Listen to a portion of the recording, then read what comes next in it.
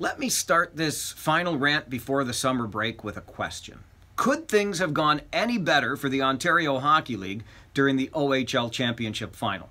If you're hesitating, let me answer that question for you. The answer, of course, would be no. Things could not have possibly gone any better for the Ontario Hockey League during its championship final this year between the Windsor Spitfires and the Hamilton Bulldogs. The league got 7 games, so it came right down to that one-game showdown to determine the winner. And let's talk about those crowds. A couple of sold-out games at the WFCU Centre in Windsor, and then an OHL championship record, 11,779 at the First Ontario Centre in Hamilton for the deciding 7th game. Those kinds of crowds and the momentum it could build into next season should have David Branch and the entire executive at the Ontario Hockey League jumping for freaking joy.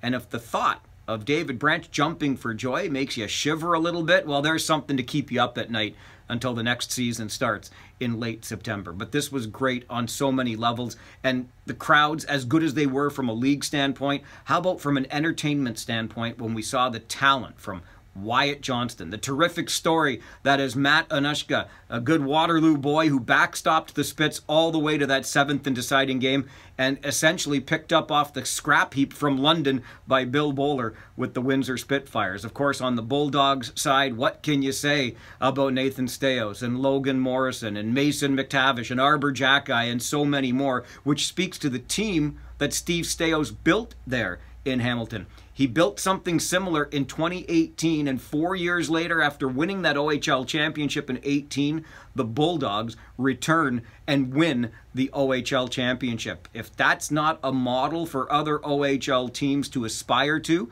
I don't know what is. And let's not forget these Spits. You know, they don't win playoff series every year, but when they win one, they tend to win a lot. Memorial Cups in 09 and 10, all the way to the West Final in 2011, and then they go more than a decade without winning a playoff series. They won the Memorial Cup in 2017, but they were hosts that year. They got bounced in the first round, so they didn't win a series. Then they came back 40-odd days later and won the Canadian Junior National Hockey Championship. So no playoff series wins again until this year, and once they won one, they won another, and another, and then they went all the way to Game 7 of the OHL Championship before getting eliminated. A couple of great franchises doing really good things from the front office on down. It'll be interesting to see if anybody from those front offices or coaching staffs get plucked to go to the next level in their hockey coaching or managing careers. But right now, all of the emphasis should be on the entertainment we got through those 7 games of the OHL final and what that momentum could mean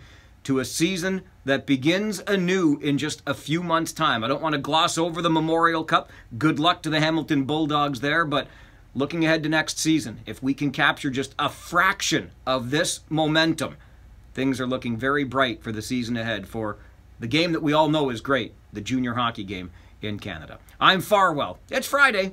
We'll see you in September.